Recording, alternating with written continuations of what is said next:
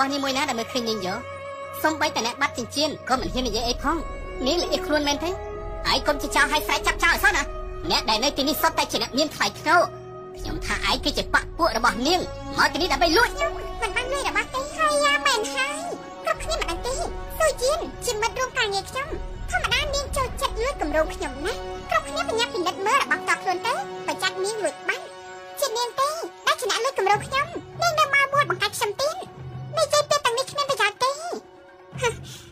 ពួកយើងដើម្បីជៀសវាងមានបញ្ហាយល់អយើងឆែកកាបូបរបស់នាងទៅពិនិត្យឲ្យដឹងច្បាស់សមហេតុផលខ្ញុំក៏យល់ថាអាចបាត់របស់ដែរ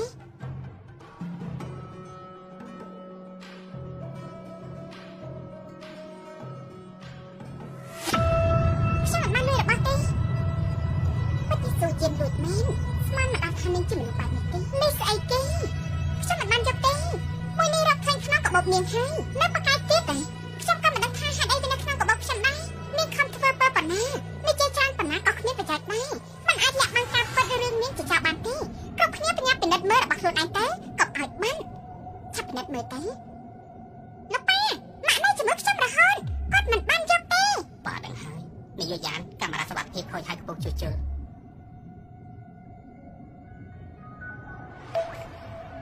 ចិញ្ចៀនមួយវងនេះខ្ញុំគឺជាអ្នកយកចិញ្ចៀនមួយវងនេះរាងដូចស្រទាប់ផ្កា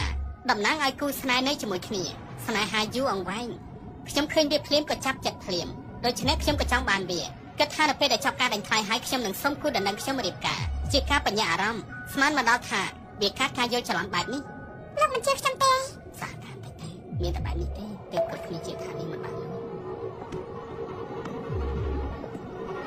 ការពិតនយោបាយយ៉ាងកក់លុយមុនពិធីចាប់ផ្ដើមគឺដើម្បីបញ្ញាអារម្មណ៍បែបនេះសោះចិញ្ចៀនមកវងនេះខ្ញុំឆ្នៃម៉ូដឲ្យប្រពន្ធខ្ញុំស្មានមកដល់ថានយោបាយពេញចិត្តនឹងម៉ូដចិញ្ចៀននេះទេ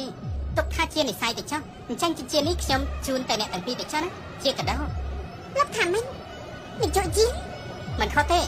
ម្នាក់នេះគឺចៅអេយ៉ានសម្ព័ន្ធតកូលចៅគឺជាអ្នករៀបចំពិធីដេញថ្លៃនេះឡើងមកស្មានមកដល់ថាលោកមកតែផ្ទាល់បែបនេះសោះបើគេជានយោបាយអញ្ចឹងគេចិត្តមិនឡំខ្លួននឹងហើយចាប់ហើយនាយកយ៉ានកាមេរ៉ាជួសជុលរួចហើយនេះជារូបភាពដែលថតបានការពិតនាងគឺជាអ្នកលួចសោះលោកនិយាយស្អីខ្ញុំស្ដាប់មិនយល់ទេទង្វើដែលនាងលួចចិញ្ចៀនទៅរួចហើយក៏លួចដាក់នៅក្នុងកាបូបរបស់ស៊ូយៀនកាមេរ៉ាថតបានច្បាស់ណាស់គឺនាង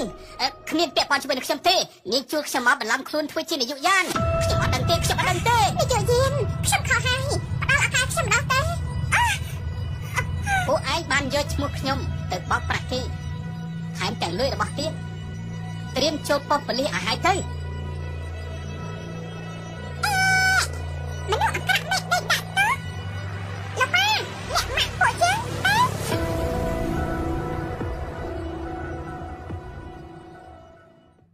ថ្ងៃនេះអរគុណលោកនិងស៊ីស៊ីដែលបានជួយដោះស្រាយខ្ញុំ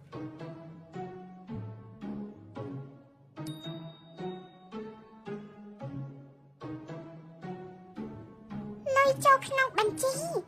500ម៉ឺនខ្ញុំចង់លេបចាំខែខ្ញុំទៅឲ្យម៉ាក់ហើយសូមធ្វើឲ្យដេញទឹកបន្តិចទៅស្រឡាញ់គ្នាជាមួយប៉ាខ្ញុំទៅគេថាខ្ញុំនៅមានការទៀនតែសិនហើយចិញ្ចៀនដែលពាក់ចូលដៃហើយមានហេតុអីដែលត្រូវឲ្យមកខ្ញុំវិញ